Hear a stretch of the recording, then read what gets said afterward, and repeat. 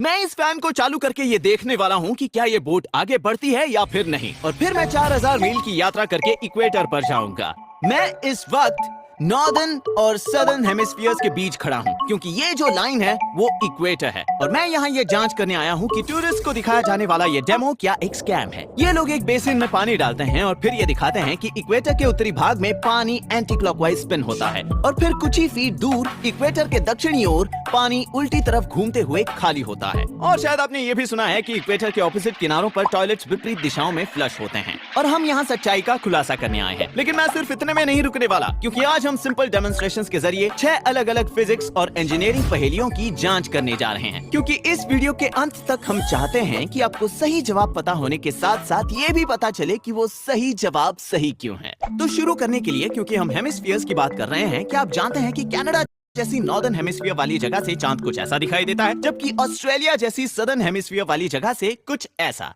चांद उल्टा दिखता है। और इस मजेदार फैक्ट को जानने से भी ज्यादा मजेदार है इसके पीछे का कारण जानना। अभी बताता हूँ कि क्यों। जैसा कि हम सब जानते हैं, पृथ्वी एक स्फीयर है। तो अगर आप नॉर्दर्न हेमिस्फीयर के नॉर्थ पोल पर खड़े सुपरमैन होते तो आप कुछ ऐसे थे, लेकिन अगर आप सदर्न हेमिस्फीयर के साउथ पोल पर खड़े थॉर होते तो आप ऐसे दिखते। अब हमें पता है कि मून पृथ्वी का कुछ इस तरीके से चक्कर लगाता है। अब मैं इस पर एक एरो बनाऊंगा ताकि हम इसके ओरिएंटेशन पर नजर रख पाए। तो अब नॉर्थ पोल पर खड़े सुपरमैन के लिए ये एरो ऊपर की ओर पॉइंट कर रहा होगा, लेकिन साउथ पोल पर खड़े थॉर के लिए ये एरो नीचे की तरफ पॉइंट कर रहा होगा, उसके नजरिए से देखें तो। और मैं जानता हूँ कि आप क्या सोच रहे हैं। अगर ये सब सच है तो इक्वेटर पर खड़े स्पाइडरमैन के लिए ये एरो किस ओर पॉइंट कर रहा होगा? वेल, हमारे इस मॉडल के अनुसार स्पाइडरमैन को मून टेढ़ा दिखना चाहिए, और जैसा कि आप देख सकते हैं यहाँ इक्वेडोर में इक्वेटर के ठीक ऊपर मुझे बताते हुए खुशी हो रही है कि मून वाकई में टेढ़ा नजर आता है। अब साथ में से दूसरे फन फैक्ट के लिए, अगर आप कार्डबोर्ड पर इस तरह से 2 पिन्स लगा दें और फिर उन्हें एक रस्सी से जोड़ें तो इसे ट्रेस करने पर आपको मेरा मनपसंद ज्योमेट्रिक शेप मिलेगा, एक एलिप्स। लेकिन मैं इन पिन होल्स की एक बहुत ही खास बात बताना चाहता हूँ। इन्हें कहते हैं फोकस पॉइंट्स, और इन दोनों फोकस पॉइंट्स में से निकली कोई भी सीधी लाइन एलिप्स से टकराकर हमेशा दूसरे वाले फोकस पॉइंट पर ही जाकर रुकेगी। और ये रहा सबूत, क्योंकि मैंने एक फोकस पॉइंट पर लेजर पॉइंटर लगाया है और दूसरे पर वैक्स बॉल, और इस एलिप्स के अंदर की दीवार कांच की है। और आप देख सकते हैं कि मैं चाहे जहां भी लेजर घुमाऊं वो हमेशा रिफ्लेक्ट होकर सीधे वैक्स पर ही जा गिरेगा। और अब मैं बताता हूँ इससे भी ज्यादा कूल बात। अगर आप एलिप्स के आकार का एक बड़ा कमरा बनाएं और फिर उसके फोकस पॉइंट पर खड़े रहें तो दूसरे फोकस पॉइंट पर खड़े किसी इंसान का खुसफुसाना भी सुन सकते हैं, चाहे वो कई 100 फीट दूर क्यों ना हो, क्योंकि सभी साउंड वेव्स रिफ्लेक्ट होकर सीधे आपके कानों पर ही पड़ेंगी। इनफैक्ट इस तरह का कमरा वाकई में मौजूद है। इसे बनाया था जॉन क्विंसी एडम्स ने यूएस के कैपिटल बिल्डिंग में, और कहा जाता है कि वो अपने दुश्मनों की चालों का पहले ही पता लगा लेते थे जो कमरे के दूसरी तरफ उनके खिलाफ षड्यंत्र रचते। और अब क्योंकि आप इसके पीछे का विज्ञान जानते हैं, आप समझ सकते हैं कि जॉन क्विंसी एडम्स ने अपना डेस्क बाईं तरफ वाले फोकस पॉइंट पर क्यों रखा।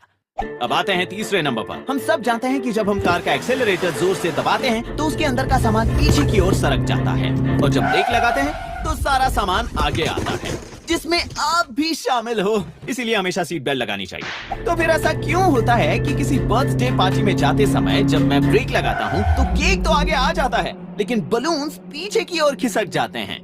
चलो, केक तो आगे इसीलिए आया क्योंकि उसके ऊपर न्यूटन का पहला नियम लागू होता है, जो ये कहता है कि सभी चीजें आलसी होती हैं और वो अपनी जगह से तब तक नहीं हिलेंगी जब तक कोई बल उन्हें मजबूर ना करे। और न्यूटन का दूसरा नियम कहता है कि जितना ज्यादा आपका वजन होगा, आपको अपनी जगह से हिलाने के लिए उतनी ही ज्यादा बल की आवश्यकता होगी। लेकिन एक चीज है जो हम कभी कभी भूल जाते हैं, हमारे आसपास की हवा भी एक तरल है और उसमें भी मास है, उसमें भी कुछ वजन है। इसीलिए तो एयर प्रेशर का अस्तित्व है।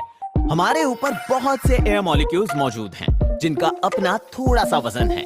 मान लीजिए कि हम हवा के ढेर के नीचे दबे हैं, इसीलिए जब आप पहाड़ चढ़ते हैं तो आपका चिप्स का पैकेट फूल जाता है। ऐसा इसलिए है क्योंकि ये हवा के ढेर के ऊपर चला गया है, और अब इसके ऊपर कम हवा है जो इस पर चारों तरफ से दबाव डालेगी। आपको सबूत चाहिए? तो ये रहा एक आसान सा एक्सपेरिमेंट, आपको ये दिखाने के लिए कि हवा का भी वजन होता है। जब मैं इस गुब्बारे को इस साइन पर फेंकता हूँ तो ये हिलता जरूर है, लेकिन गिरता नहीं। अब मैं उसी गुब्बारे को लेकर उसमें थोड़ी और हवा भरूंगा, बस। बाकी सब कुछ ठीक पहले की तरह ही है, लेकिन अब ये उस साइन को गिरा पाता है।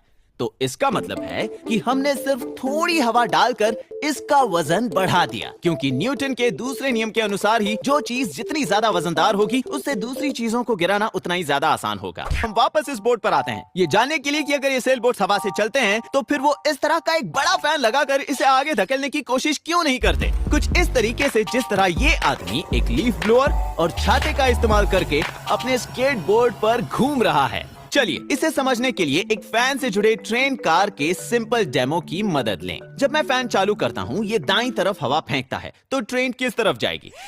ये बेशक बाईं ओर ही जाएगी, क्योंकि फैन हवा को पीछे धकेलता है, जिससे ट्रेन पर एक विपरीत बल पड़ता है जो फैन के द्वारा लगाए गए बल के बराबर होता है। जिस तरह एक विमान का प्रोपेलर हवा को पीछे धक्का देता है ताकि विमान आगे बढ़ सके। ये मेरे स्केट बोर्ड पर खड़े होने से अलग नहीं है। जब मैं तरबूजों को बाईं ओर धक्का देता हूँ तो वे मुझे पीछे धकेलते हैं और मैं दाहिनी तरफ लुढ़क जाता हूँ। नेट, फिर से? तो अब चलिए यहाँ एक ईंट रख देते हैं ताकि ये कार हिल ना पाए, और फिर एक दूसरी कार जिस पर सेल होगी। अब जब मैं फैन ऑन करूंगा तो ये किस तरफ जाएगा? बेशक दाहिने तरफ, क्योंकि तेज बहती हुई हवा सेल से टकराती है, जैसे इसे ढेर सारे छोटे छोटे तरबूज धक्का दे रहे हों। तो अब अगर हम ईंट हटा दें और ये कार बाईं तरफ जाना चाहती है और ये दाहिने तरफ, तो क्या होगा अगर हम इन दोनों को जोड़ लें?